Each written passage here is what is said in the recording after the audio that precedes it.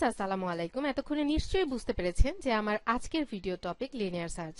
Linear search যে কয়টা searching algorithm আছে তার মধ্যে লিনিয়ার সার্চিং অ্যালগরিদম খুবই সহজ এবং সিম্পল। তো চলুন প্রথমেই আমরা জেনে নেই লিনিয়ার সার্চিং এর ডেফিনেশনটা কি। সো লিনিয়ার সার্চ এমন এক ধরনের সার্চিং অ্যালগরিদম যেটা সিকোয়েন্সিয়ালি চেক করে। দেখেন ডেফিনেশনে আমি লেখাই আছে যে sequential search is made over all item one by one, মানে একটার পর একটা চেক করে। এখানে যেমন ধরেন এই ছোট্ট অ্যানিমেশনটায় যেটা দেখা যাচ্ছে যে আমার এখানে কি ভ্যালু কি 33, মানে আমাকে বের করতে হবে যে 33 আমার অ্যারেতে আছে কিনা। এখন 33 আমার কি ভ্যালু, আর আমি প্রত্যেকটা আমার যতগুলো এলিমেন্ট আছে এখানে অ্যারেতে 10, 10, 40, 19, 26, 27 সবগুলোতে একটা একটা করে স্টেপ বাই স্টেপ প্রথমে 10 স্টেপ করেছি, দেন 14, তারপরে 19, তারপরে 26, এইভাবে করে 13 পর্যন্ত আমরা পেয়েছি। তো এই হচ্ছে আমার লিনিয়ার সার্চিং এর ডেফিনেশনটা ছিল।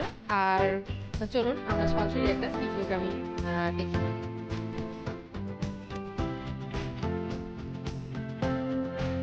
এই হচ্ছে একটা সি কোড, আমি হাতে লিখে রেখেছি, কারণ হাতে লিখে আমি প্রত্যেকটা লাইন ভালো করে ব্যাখ্যা করে বুঝাতে পারবো। দ্যাটস ওয়াই আমি হাতে লেখা কোডটাই আপনাদেরকে ব্যাখ্যা করছি। তো আমি মেইন ফাংশনের ভিতরে কি করেছি শুধু এতটুকু আমি দেখাচ্ছি। দেখেন আমি মেইন ফাংশনের ভিতরে প্রথমেই যেটা করেছি যে আমি কয়েকটা ভেরিয়েবল ডিক্লেয়ার করেছি।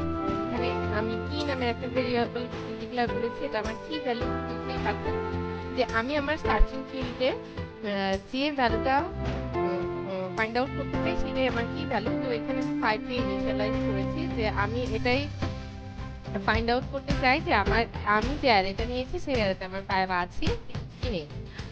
তো নেক্সট যে কাজটা করেছি যে অ্যারা নামের একটা অ্যারে আমি ডিক্লেয়ার করেছি।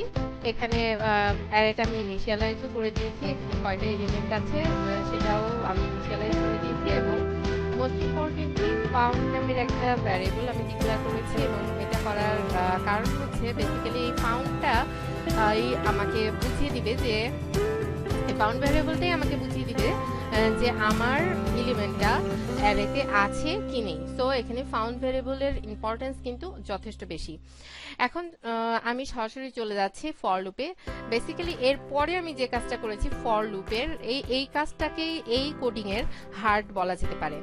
তো শুরু করি। দেখেন প্রথমেই এই আই ইকুয়াল টু 0 এই ভ্যারিয়েবলটা আমি নিয়েছি, আইটা আমি নিয়েছি এই বোঝাচ্ছি যে এই অ্যারের ইন্ডেক্সটা আই 0 থেকে শুরু হয়েছে, মানে এই 7 এর ইন্ডেক্স হচ্ছে 0, দেন তারপরে 1, তারপরে 2, তারপরে 3। তার মানে এখানে অ্যারে আই মানে 0তম পজিশনে যে আছে মানে 7।